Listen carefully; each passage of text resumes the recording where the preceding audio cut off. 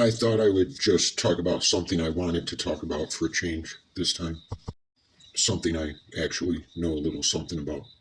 Trust me, when batshit crazy people set their mind to something, nothing stops them. So, did any of you ever wonder what America would be like without any guns on the streets or in the homes of good citizens? It sounds like a violent free community, I guess, if you make believe that you're in this beautiful world where nobody will kill you. But I want to talk to you about what happens in other countries that have had gun control laws, zero gun tolerance for many years. And we'll just focus on one country for right now. It's strange, but most of these countries have censorship with their media, so most of these stories aren't even getting out. And what we can find online is very limited unless you pay really close attention. And then you have to take that with a half a can of salt, not just a grain, because there's way more that they don't want you to know that they have censored. And here you'll see that it says censorship in the People's Republic of China is mandated by the country's ruling party. It is one of the strictest censorship regimes in the world. This includes the censoring of content for political reasons and opposition. They censor events unfavorable to them, such as the Tiananmen Square protests and massacre and pro-democracy movements in China that they don't want the rest of the world to know about. Not to mention the persecution of the Uyghurs in China, and you can look that up. I didn't want to miss mentioning that, and the human rights problems in Tibet. The government there asserts that they have a legal right to control the internet's content within their territory and that their censorship rules do not infringe on their citizens.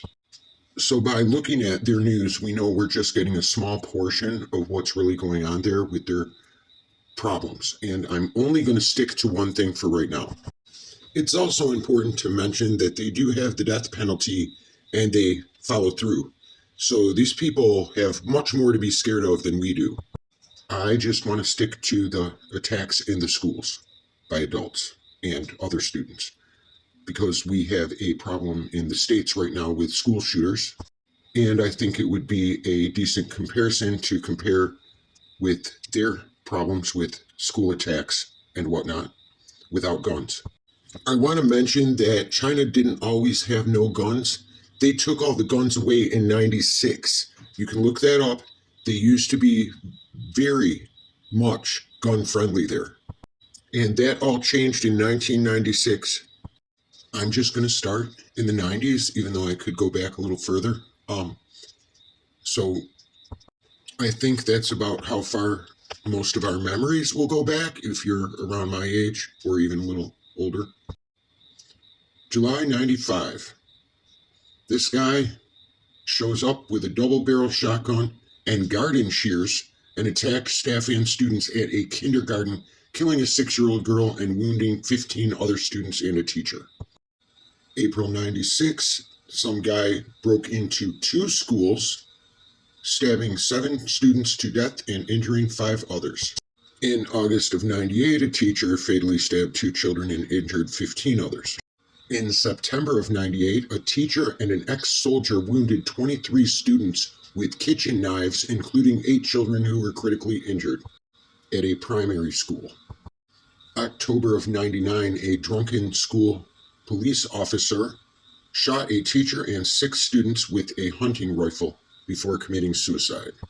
March of 2010, we have this crazy dude that murdered 8 children with a knife in an elementary school. And it says here there were a lot of contradictions to the report. So he had mental illness, then he didn't. Who knows if the body count was right. April 2010. A man went on a stabbing rampage at a primary school, killing an 8-year-old boy and an 80-year-old woman passerby. Also injured were 5 people, 2 boys aged 7 and 12, a 7-year-old girl, and a couple in their 30s. April 28, 2010, another knife-wielding man attacked a first primary school and wounded 16 students and a teacher.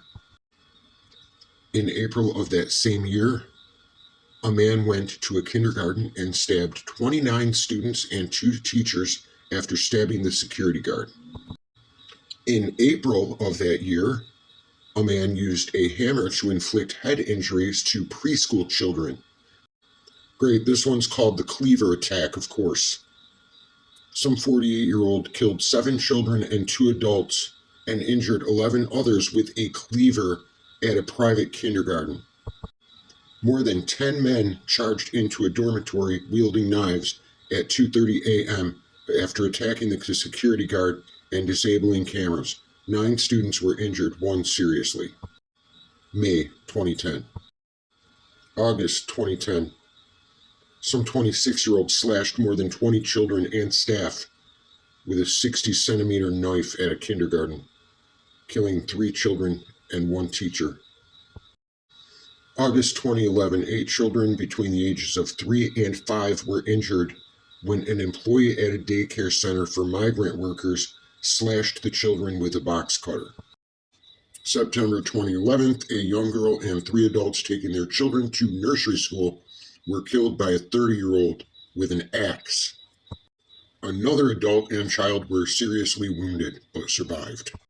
September 2012, 3 children died, 13 more were injured after a suspect broke into a nursery and attacked the students with a knife. In 2012, 13 students were injured after a 48-year-old man drove into them outside their middle school. March of 2013, a knife-wielding attacker killed 2 relatives and then slashed 11 people, including 6 children, outside of a school. After that, 2 boys died after they were beaten by a member of a staff at a primary school in southern China. In September of 2013, 2 adults were killed outside of a primary school and 44 others were injured after a homemade explosive detonated. Most of the injured were school children. May of 2014, a lunatic armed with a meat cleaver slashed 8 children on a playground. It's been a few decades since the U.S. shut down all their state crazy hospitals. And I don't know what kind of mental health care China has, but we have almost none that keeps us safe from these people. They just put them back out on the street right away. In September of 2014, a man stabbed 3 children to death at a primary school. And it says here in the same month, 4 children were stabbed to death as they were walking to their school. And this whack job used a fruit knife, for fuck's sake. In March of 2015, a student stabbed 3 of his classmates, 2 boys and a girl. Their injuries were not life-threatening, but still. February 2016, a 45-year-old man injured 10 school children by stabbing them with a knife before escaping and committing suicide. Later on that same day, a different man deliberately drove his Jeep into the campus of a different middle school, injuring 6 students who were leaving class. And then, as he was leaving, he drove into another group of students, hitting another 6 students, and 1 of them died. November 2016. A man went into an after-school center and attacked students with an axe, wounding 7 female students. And we have an angry school bus driver here who got mad because they took his overtime away, so he set fire to his school bus, killing 13 people aboard the bus, including 11 students. And here, a 22-year-old man did a bombing at a school that killed 8 people and injured 65 others. April of 2018, 9 people killed in a stabbing outside a middle school. June 2018, it says this is one of the best schools in the city, and it was a primary school, and some whack job attacked 3 schoolboys and a mother with a kitchen knife, fatally wounding 2 of the boys and injuring the others. A man with a knife injured 14 children in a mass stabbing.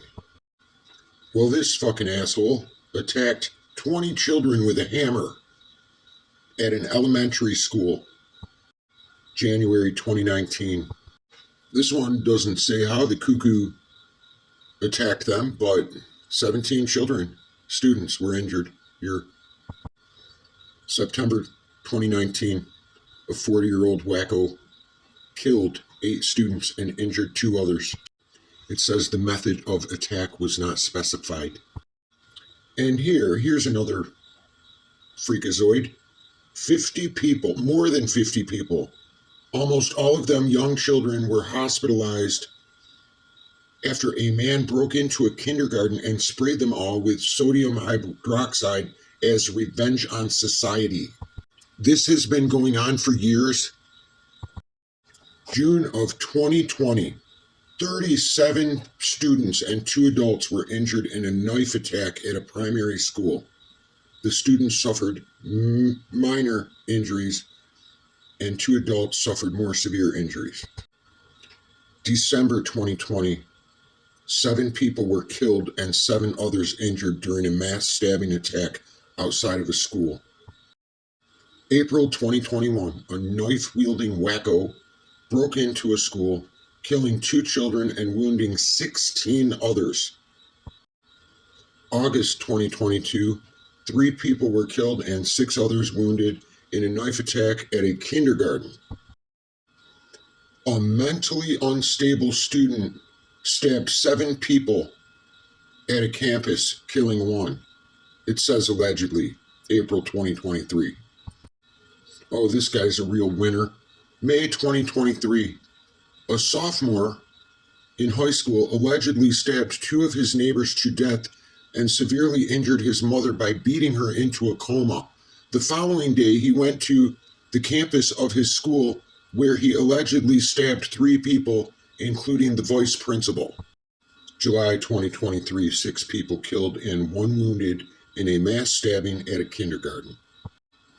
May 2024, a woman stabbed 12 people with a fruit knife at a primary school, killing 2. October 2024, an attacker injured 5 people, 3 of them minors, at a primary school. November 2024, 8 people were killed and 17 others injured in a stabbing attack at the Institute of Arts and Technology College campus. In November of 2024, a man drove into students and pedestrians outside of a primary school. In April of 2025, a woman plowed into pedestrians at the gate of a central primary school, killing between 6 and 14 people, which of course the media didn't release the correct number. And if you pay attention to these, they all say something like that because there's always separate, different reports. Oh, here's one where no one was seriously injured, but a stabbing was reported. A 23-year-old student attacked 3 people at the university cafeteria.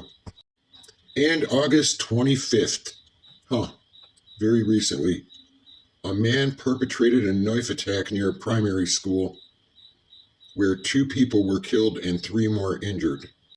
Of course, that's how it goes with China. They don't want the world to know that they're fucked up too, or even more fucked up maybe. And they certainly don't want us to know all of it. I think everybody should be really careful for what they wish for and be really thankful for what they have now. We live in the fucking best country there is, and I'd like to see it stay that way.